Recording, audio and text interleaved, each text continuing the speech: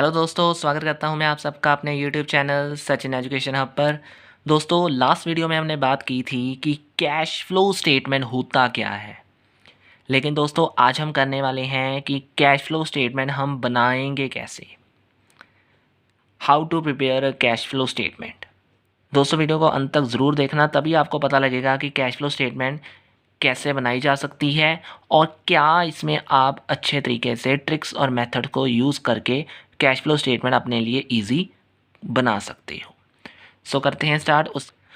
उससे पहले आप सबको पता है दोस्तों कि अगर आप में से किसी को कोई भी कॉमर्स सब्जेक्ट में क्वेरी है या किसी भी कॉमर्स सब्जेक्ट के आपको नोट्स चाहिए या कुछ भी आपने मेरे से पूछना है, तो आप मेरे से कांटेक्ट कर सकते हैं मेरे टेलीग्राम चैनल पर, जिसका लिंक मैंने आपको ऑलरेडी डिस्क्रिप्शन में दे दिया है। सो करते हैं स्टार्ट। दोस्तों, अगर आपने कैश फ्लो स्टेटमेंट प्रिपेयर करनी है तो सबसे पहले आपको कुछ बातों का ध्यान रखना होगा, अपने माइंड के अंदर कुछ चीज़ों को रखना होगा। वो कौन सी हैं? पहली, net cash flow from operating, investing and financing activities can be both positive and negative.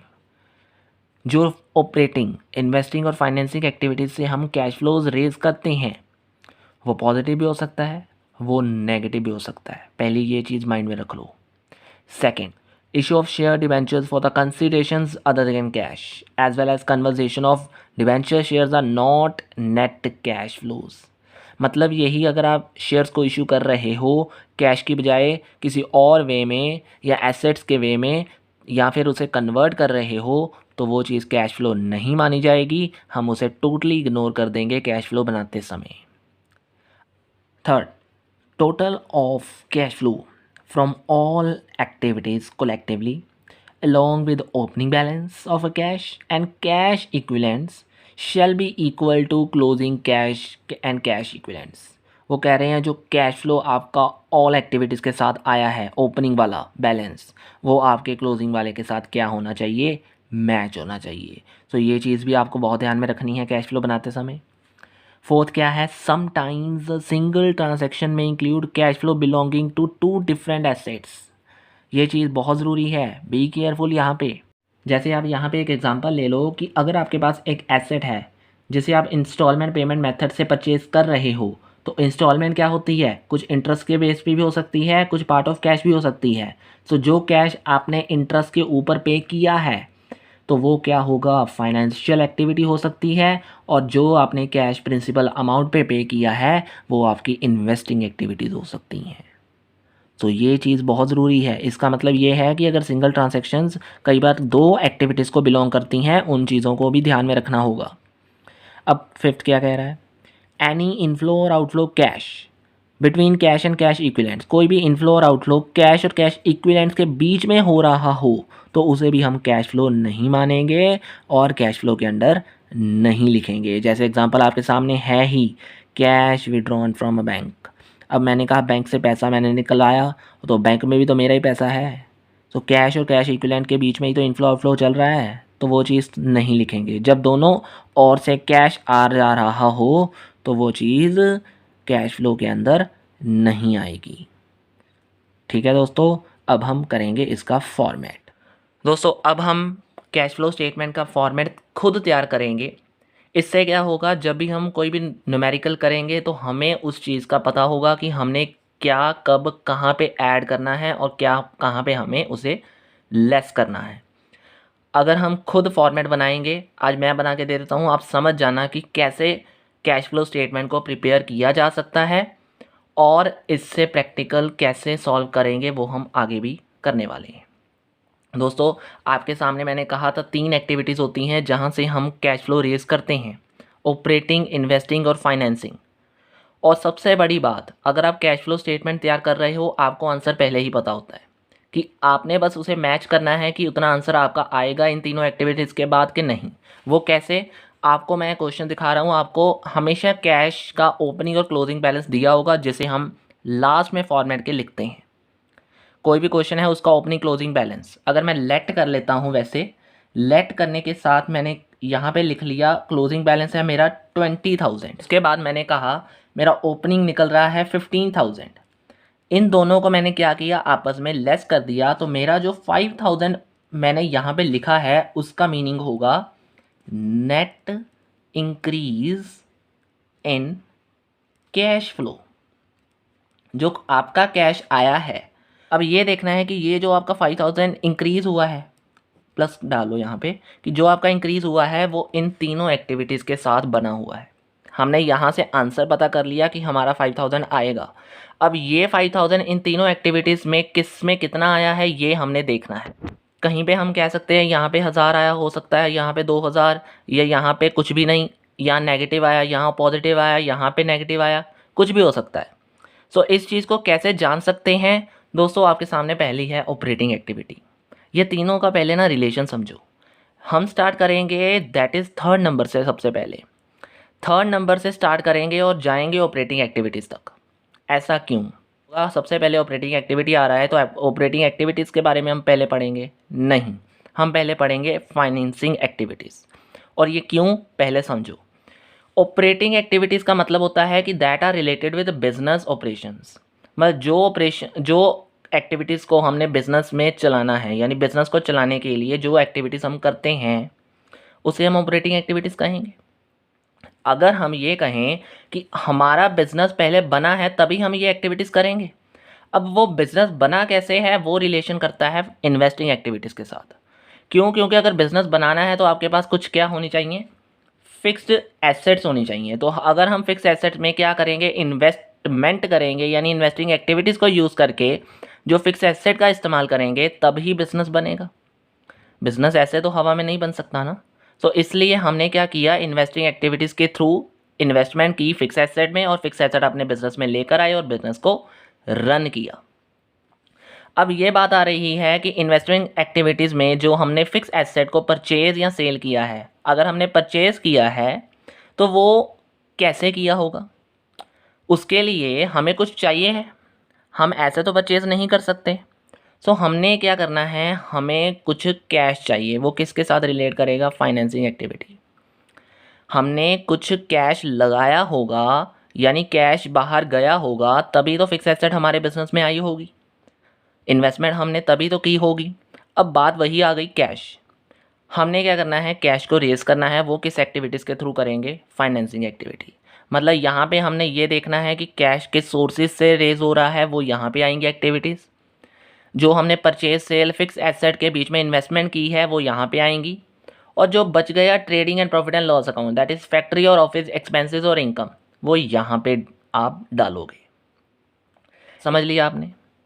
अब हम क्या करेंगे, एक्टिविटीज़ को डालेंगे। वो कैसे डालेंगे, ध्यान से समझना, बी केयरफुल यहाँ पे। अब सबसे पहले आपके सामने क्या है, that is cash flow from financing activities. मैंने कहा कैश रेज करना है, कोई भी बिज़नेस चलाना है तो बिज़नेस चलाने से पहले बिज़नेस को कैश चाहिए। अब कैश कहाँ से आएगा, कोई भी अगर आपको मैं बैलेंस शीट साइड में दिखा रहा हूँ तो कोई भी अगर बैलेंस शीट आपको गिवन हो तो सबसे पहले, या कोई भी कंपनी क्या करती है, इक्विटी शेयर्स, प्रेफरेंस शेयर्स या फिर डिबेंचर्स, कोई भी चीज़ ले लो, आप कोई भी चीज़ ले सकते हो तीनों में से। तो आप तीनों चीज़ों को क्या कर रहे हो, इशू कर रहे हो, तो आपके पास क्या आएगा, फिर कैश आएगा। सो तीनों चीज़ों में आपका कैश आएगा, सो उसे हम ऐड कर देंगे। ठीक है, अब बात वही आ गई, इशू तो हमने कर दिया, चाहे वो शेयर है, प्रेफरेंस शेयर्स हैं, डिबेंचर्स हैं। उसके साथ साथ अगर हमने इशू नहीं करना तो हम लॉन्ग टर्म लोन ले सकते हैं। ये भी एक लाइबिलिटी को बढ़ा तो रहा है, लेकिन हमने सिर्फ कैश को डोनेट करना है तो हम कैश की ओर देखेंगे, तो हमने उसे ऐड कर दिया। अब कोई चीज़ अगर हम ले रहे हैं तो उसके बदले कुछ देना भी पड़ेगा ना, कोई कैश आउटफ्लो भी तो होगा। वो क्या होगा, ध्यान से, इसी में से आएगा वो कैश आउटफ्लो। ध्यान से समझना इस चीज़ को। मैंने कहा इक्विटी शेयर्स या प्रेफरेंस शेयर्स है, शेयर्स को क्या मतलब जिसे हमने इशू किए हैं, उसने जो परचेज़ किए हैं शेयर्स हमारे, तो हमने उसे कुछ देना भी होता है। शेयर होल्डर्स को हम क्या देते हैं, दैट इज़ डिविडेंड। तो डिविडेंड आपके पास से क्या है, जा रहा है। सो इसलिए आप क्या कर सकते हो, डिविडेंड को स्टार लगाकर लिख सकते हो कि आपने ये क्या करना है, अपने बिजनेस में से लेस करना है। अब बात आ गई अगर डिबेंचर्स की, तो हम उसे क्या देते हैं, इंटरेस्ट देते हैं। सो इंटरेस्ट भी पेड यहाँ पे आ जाएगा। दो चीज़ें और रह गई हैं, वो क्या है, देखो ध्यान से। अगर मैं कह दूँ कि मैंने इक्विटी शेयर्स बाय बैक कर लिए, आपने पढ़ा है कोई कंसेप्ट, यहाँ पे आपने कोई डेफिनेशन में भी पढ़ा होगा, बाय बैक क्या होता है कि बाय बैक मीन्स आपने अपने शेयर्स को वापस ले लिया। तो आपने अगर उससे कैश लिया है उससे पहले, तो आप वापस भी तो करोगे कैश। तो अगर आप वापस करोगे तो यहाँ पे भी क्या आएगा फिर, बाय बैक मीन्स कैश जा रहा है। और वही बात अगर डिबेंचर्स के केस में ले लें, तो डिबेंचर्स अगर इशू करोगे तो वापस आएंगे अगर कोई डिबेंचर्स, तो आप क्या कर दोगे फिर उसे रिडीम कर दोगे। तो रिडीम केस क्या होगा फिर, कैश आपके पास से जाएगा और जो भी टोटल आएगा वो यहाँ पे आप क्या कर दोगे, बाहर लिख दोगे। यहाँ तक आपको ये फॉर्मेट जो फाइनेंसिंग एक्टिविटीज़ वाला है वो आपको क्लियर हो गया होगा कि कैश कहाँ से रेज करना है और क्या चीज़ें इसमें से आपको लेस करनी है और कैसे करनी है। दो इम्पैक्ट पड़ेंगे, इक्विटी शेयर्स बायबैक हो जाएंगे और डिविडेंड देना पड़ेगा। सिमिलरली अगर आप डिबेंचर्स इशू कर रहे हो या फिर लोन दे रहे हो तो उसके बदले आपको क्या है, इंटरेस्ट या फिर रिडीम आएंगी। मतलब डिबेंचर्स है तो वो रिडीम हो सकते हैं, लोन है तो उसके ऊपर इंटरेस्ट भी देना पड़ सकता है। सो इसलिए हम आउटफ्लो करेंगे। यहाँ तक आगे अब हम बढ़ेंगे आगे, दैट इज़ इन्वेस्टिंग एक्टिविटीज़ के ऊपर। हमने कहा मेरे पास कैश आ गया है, मेरे पास कैश आने के बाद मैंने क्या करना है, अब अपनी एसेट को परचेज करना है। कौन सी एसेट, फिक्स एसेट को। मैंने कहा परचेज़ कर लिया, परचेज़ के बाद मेरे पास से क्या गया, कैश चला गया। अगर मैं उसे सेल कर दूंगा, सेल ऑफ फिक्स एसेट, तो मेरे पास से क्या फिर आया, कैश आया। ये दोनों चीज़ें आपको पता है कि अगर आप परचेज़ करोगे तो कैश जाता है, सेल करोगे तो कैश आता है। Be careful. अब एक चीज़ यहाँ पे आप ध्यान से समझोगे तभी आपको समझ आएगी कि इसमें आपने क्या करना है। हमने क्या किया था, यहाँ पे डिविडेंड पेड और इंटरेस्ट पेड किया था। फाइनेंसिंग एक्टिविटीज़ में आप पेड करोगे लेकिन इन्वेस्टिंग एक्टिविटीज़ में आप रिसीव करोगे। ऐसा क्यों, रीज़न क्या है? रीज़न ये है कि अगर आप फिक्स एसेट किसी की परचेज़ कर रहे हो, यानी आपने कहीं पे इन्वेस्ट किया है किसी और कंपनी में, तो अगर आप किसी और कंपनी के शेयर्स में इन्वेस्टमेंट कर रहे हो तो उसके बदले आपको क्या मिलेगा फिर, डिविडेंड मिलेगा। अगर आप डिबेंचर्स में इन्वेस्टमेंट कर रहे हो तो क्या मिलेगा, इंटरेस्ट मिलेगा। सो ये इसलिए इन्वेस्टिंग एक्टिविटीज़ में आपको क्या मिल रहा है, डिविडेंड रिसीव हो रहा है और इंटरेस्ट भी रिसीव्ड हो रहा है। इन दोनों को भी स्टार मार लो और ये दोनों चीज़ें आपके पास आ रही हैं, सो इसलिए कैश आएगा तो आप ऐड कर दोगे। अब ये दोनों चीज़ें आ गई। इसके अलावा अगर मैं कहूँ मैंने अपनी कोई प्लांट है तो उसे किसी इन्वेस्टमेंट में लगा दिया इस पर्पज़ के लिए कि उसके ऊपर मुझे रेंट आता रहेगा। अब इन्वेस्टिंग पर्पज़ का यूज़ करके मैंने अपने आप को एक और इनकम के सोर्स में जुटा लिया, दैट इज़ रेंट रिसीव्ड। मैंने कहा कोई बिल्डिंग मेरी यूज़ करेगा, कोई प्लांट मेरा यूज़ करेगा, मैंने उसके ऊपर रेंट लगा दिया तो वो मुझे रेंट भी आएगा। तो किस थ्रू आएगा, इन्वेस्टिंग एक्टिविटीज़ के थ्रू। तो वो भी क्या है, मेरी एक इनकम सोर्स है, कैश बढ़ाएगा तो ऐड कर दूंगा। अब इसके अलावा ज़्यादा और कुछ नहीं आएगा, जो है बाहर लिख दो। और यहाँ पे आपका जो टोटल बनेगा ना, वो बनेगा कैश फ्रॉम कब आएगा, अगर आपका आंसर ऐड है, यानी आपका पॉजिटिव आंसर है। हमने पीछे पहले लाइन में ही पढ़ा था कि आपका पॉजिटिव भी आ सकता है, आपका नेगेटिव भी आ सकता है। सो अगर आपका नेगेटिव आया तो आप यूज़ करोगे वर्ड, नहीं तो आप फ्रॉम लिखोगे, कैश फ्रॉम या यूज़ फ्रॉम इन्वेस्टिंग एक्टिविटीज़। अब पॉजिटिव आया तो फ्रॉम लिखोगे, यूज आया तो आप मतलब समझ लेना आपका आंसर यहाँ पे नेगेटिव है। सिमिलरली आप यहाँ पे लिख दोगे कैश फ्रॉम और यूज्ड कहाँ से आया है, फाइनेंसिंग एक्टिविटीज़ के साथ। अब ये दोनों चीज़ें कंप्लीट हो गई। अब ये दोनों चीज़ें कंप्लीट होने के बाद हमने कहाँ बढ़ना है, हमारे third concept that is operating activities के ओर। अब ऑपरेटिंग एक्टिविटीज़ में मैंने पहले कह दिया कि आप क्या करोगे, ट्रेडिंग यानी फैक्ट्री और ऑफिस एक्सपेंसेस को या इनकम्स को लिखोगे। और इसके ना दो मेथड हैं, डायरेक्ट मेथड और इनडायरेक्ट मेथड। अब बात ये आ गई कि आपके सिलेबस में डायरेक्ट मेथड नहीं है लेकिन इनडायरेक्ट मेथड है। सो हम करेंगे भी इनडायरेक्ट मेथड को ताकि आपको वही चीज़ क्लियर हो जाए जो आपको है। सो इसलिए इनडायरेक्ट मेथड के थ्रू हमने क्या करना है, ऑपरेटिंग एक्टिविटीज़ में फॉर्मेट को तैयार करना है। अब बात आ गई फैक्ट्री और, अगर मैं बात करूं कि डायरेक्ट मेथड होता तो आपने क्या करना था, जितने भी कैश एक्सपेंसेस और इनकम है उसे रिकॉर्ड कर लेना था। लेकिन अब बात करेंगे इनडायरेक्ट, तो ये चलेगा बिल्कुल उल्टा।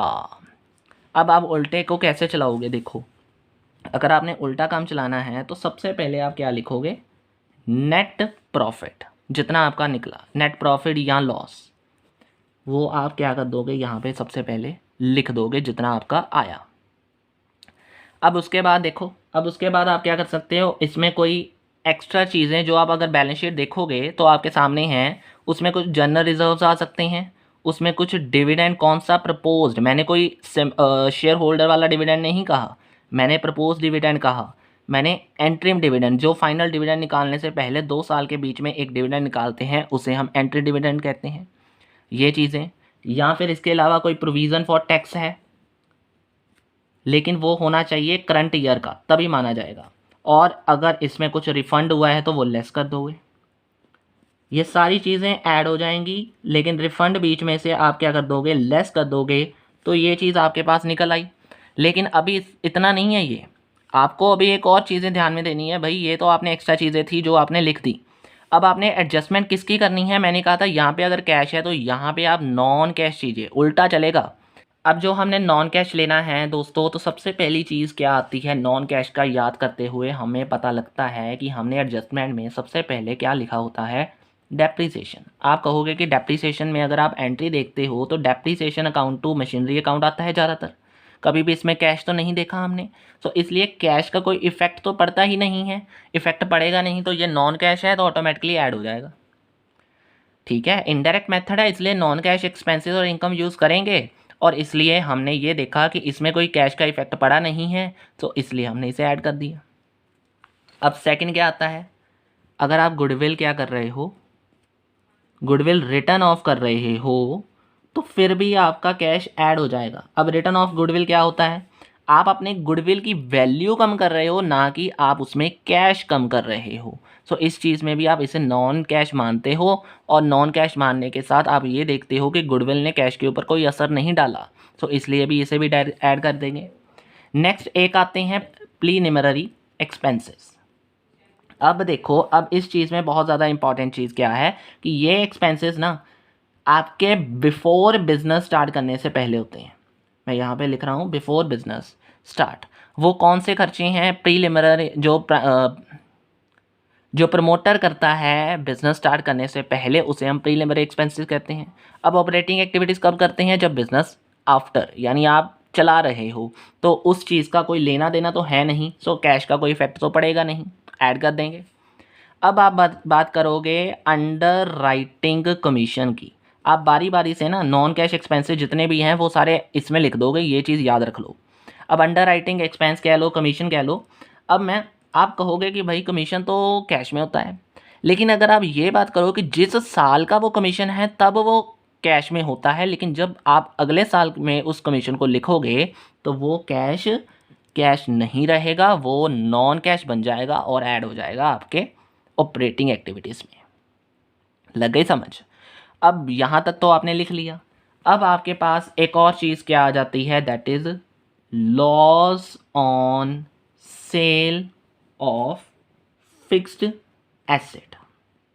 हमने पढ़ा था कि फिक्स एसेट वहाँ पे है, हमने कहा सेल की थी, तो ठीक है भाई सेल कर दी है, हम कहते हैं कि लॉस हमारा कैश में लॉस कर देता है। नहीं जी, ये गलत है। आप ये कहोगे कि अगर आपकी फ़िक्स एसेट की वैल्यू में लॉस हुआ है तो आपकी फ़िक्स एसेट कम हुई है, ना कि आपका कैश। सो इसलिए लॉस ने आपका कैश कम नहीं किया। आप अगर 1 लाख से 80,000 में चले गए हो तो उसमें आपकी एसेट की वैल्यू कम हुई है, स्टॉक कम हुआ है, ना कि आपकी कैश की वैल्यू। सो कैश तो उतना का उतना रहा, ऐड हो जाएगा। लेकिन अब भाई केस आता है प्रॉफिट का। हमारी वैल्यू एसेट की बढ़ी है भाई, कैश तो बढ़ा ही नहीं, हमने प्रॉफिट कमा लिया लेकिन कैश नहीं बढ़ा। सो इस केस में आप अपनी चीज़ को क्या दोगे, लेस करोगे। क्यों? क्योंकि अगर 1 लाख की चीज़ 1,20,000 में हो गई तो वो एसेट की वैल्यू बढ़ी है, कैश तो उतना ही रह गया ना। अगर उतना रहेगा तो फिर हम उसे लेस कर देंगे। मतलब अगर कम हुआ है मतलब कोई और चीज़ कम हुई है, कैश उतना रहा, फिर ऐड कर देंगे। लेकिन अगर कोई चीज़ बड़ी है लेकिन उसके साथ कैश नहीं बढ़ा तो वो चीज़ नेगेटिव इम्पैक्ट डालेगी। क्लियर हो गया यहाँ तक। अब एक और चीज़ आती है भाई, यहाँ पे बहुत केयरफुली समझना, इंटरेस्ट ऑन बोरविंग्स। अब यहाँ पे ना इंटरेस्ट ऑन बोरविंग्स हम क्या करेंगे, ऐड कर देंगे। अब इंटरेस्ट ऑन बोरविंग्स ऐड क्यों करेंगे, देखो इस चीज़ का ना हमने पढ़ा था यहाँ पे कि लोन अगर हमने लिया है तो उसके ऊपर इंटरेस्ट यहाँ पे कर दिया हमने, राइट। यहाँ पे हमने लेस कर दिया तो यहाँ पे हमने ऐड किया। इसका रीज़न देखोगे, इसका रीज़न ये है कि इंटरेस्ट ऑन बोरविंग्स, हमने इंटरेस्ट बोरविंग्स के ऊपर पे किया है, तो डिबेंचर्स एंट्री में कहीं पे कैश तो नहीं आ रहा। सो कहीं पे कैश आएगा नहीं तो वो नॉन कैश बन जाएगा। सो नॉन कैश वाली चीज़ें मैंने अभी कहा यहाँ पे हम लिखेंगे, सो इसलिए ये भी चीज़ आएगी। सो इस चीज़ को याद कर लो कि आपने यहाँ पे स्टार इसलिए मारा है क्योंकि इसके दो इम्पैक्ट पड़ेंगे, दो इम्पैक्ट पड़े हैं, इसलिए हमने यहाँ पे लिखा है। रिसीव का नहीं, पेड का पड़ेगा। सो पेड का इसके साथ रिलेशन है, सो याद रखना ये सम में भी हम इस्तेमाल करेंगे। यहाँ तक आपका और कोई नॉन कैश एक्सपेंस मुझे नहीं दिखता, सो इसलिए मैं यहाँ पे क्या करूँगा, जो भी आएगा लिख दूँगा। लेकिन अभी रुको, यहाँ तक आपने लिख लिया।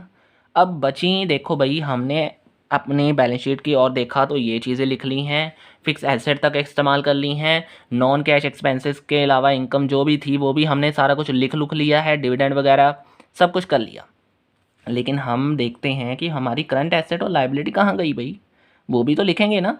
तो उस चीज़ को भी हम इम्पैक्ट में डालेंगे, इसी केस में डालेंगे। वो क्या है, देखो भाई, अगर तो हम इंक्रीज़ करते हैं, क्योंकि हमें पता है लाइबिलिटी जो भी करंट एसेट और लाइबिलिटी है उसमें क्या होता है, इंक्रीज़ या डिक्रीज़ होता है। सो इंक्रीज़ इन करंट एसेट और decrease in current asset, increase of current liability और डिक्रीज़ ऑफ करंट लाइबिलिटी, ये चार चीज़ें आती हैं। अब ये चार चीज़ों का इम्पैक्ट देखो भाई, मैंने कहा मेरी एसेट बढ़ी हैं लेकिन कैश उतना का उतना रहा, तो नेगेटिव इम्पैक्ट पड़ेगा कि नहीं पड़ेगा। मैंने कहा मैंने कोई चीज़ बिल्डिंग ली है, बिल्डिंग का स्टॉक बढ़ा दिया, मतलब मैंने कैश का इस्तेमाल कर लिया, तो कैश तो मेरी ओर से गया है ना। सो गया चीज़ क्या है, दैट इज़ नेगेटिव इम्पैक्ट डालेगा। अब देखो डिक्रीज़, मैंने कहा बिल्डिंग मैंने बेच दी तो कैश आएगा, पॉइंट सीधा सीधा है। आपने कैश चीज़ें लेनी है इसलिए आपने ऐड और माइनस को ध्यान से करना है। अगर आप करंट लाइबिलिटी की बात करो, मैंने कहा लोन लिया तो लोन ने आपकी लाइबिलिटी बढ़ा दी और उसकी वजह से आपको कैश में भी फ़ायदा हो गया, हुआ कि नहीं हुआ। अगर आपने लोन लिया तो आपको कैश आया भी है और लाइबिलिटी भी बढ़ी है, तो इसलिए ये डायरेक्ट इम्पैक्ट डालेगा। अगर मैं कहूँ डिक्रीज़ है तो ये भी नेगेटिव इम्पैक्ट डालेगा। मैंने कहा लोन है तो लोन के ऊपर इंटरेस्ट है जो वापस किया, तो कैश भी तो वापस किया, दोनों चीज़ें गिर जाएंगी। अब ये भी हो गया ख़त्म। तो यहाँ तक आपका जो बनेगा वो बनेगा कैश ऑपरेटिंग और जनरेटिंग फ्रॉम ऑपरेटिंग एक्टिविटीज़, कुछ भी लिख सकते हो। लेकिन अब भाई सरकार है जो, वो टांग तोड़ाएगी ना, वो कहती है कि भाई हमें टैक्स है ना जो वो पे करना पड़ेगा। अब टैक्स पे करोगे तो कैश तो ऑटोमेटिकली जाएगा ना, तो वो चीज़ जाएगी तो ऑटोमेटिकली जो आंसर लास्ट में आएगा ना वो चीज़ क्या बन जाएगी, कैश फ्लो फ्रॉम। अच्छा ये चीज़ है ना जो, ये चीज़ मैंने आपको जो कहा वो कैश प्रॉफिट बनेगा।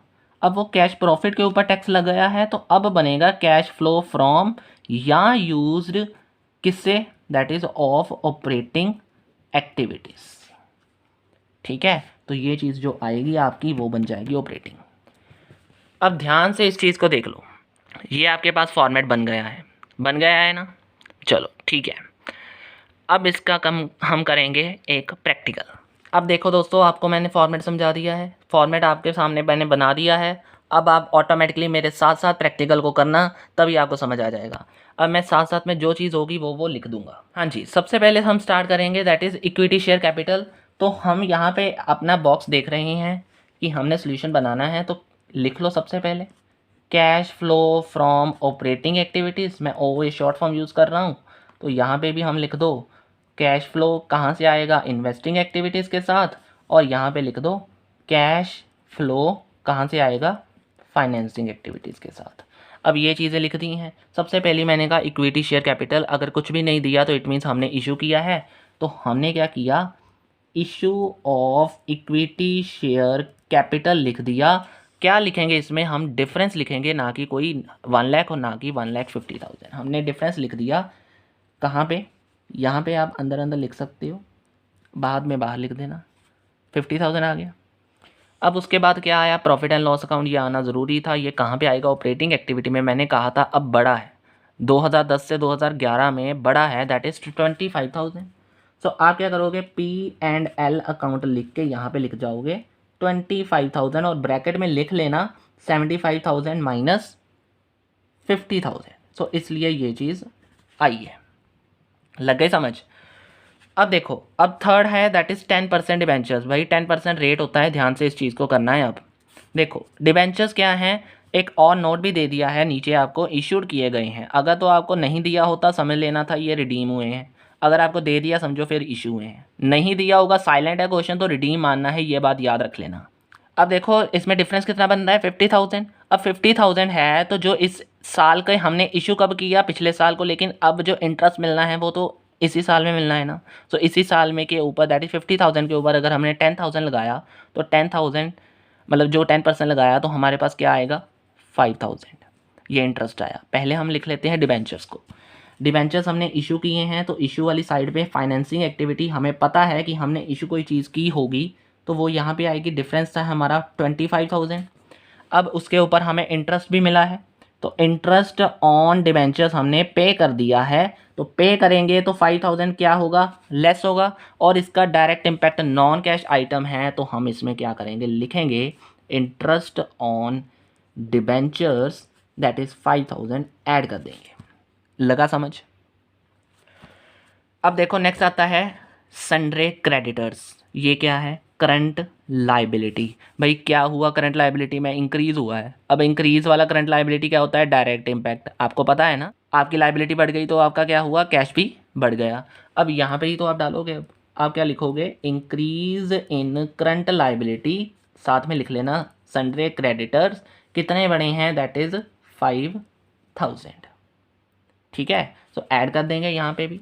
अब आए प्रीलिमिनरी एक्सपेंसेस, हमने बात की थी तो वो भी यहीं पे ही आएंगे ऑपरेटिंग एक्टिविटीज़ में। लेकिन अब ये नेगेटिव होते हैं तो नेगेटिव प्लस माइनस माइनस क्या होता है, मैथमेटिक रूल प्लस।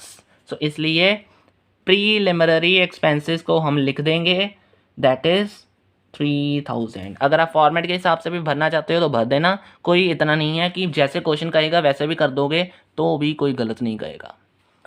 अब देखो एसेट आ गई, लाइबिलिटीज़ खत्म हो गई, अब एसेट में फिक्स एसेट आई हैं तो फिक्स एसेट का रिलेशन इन्वेस्टिंग के साथ है। तो यहाँ पे आप देखोगे कि आपने देखा 75,000 और 1 लाख है। अब मैं यहाँ पे ना एक अकाउंट खोलने वाला हूँ फिक्स एसेट का।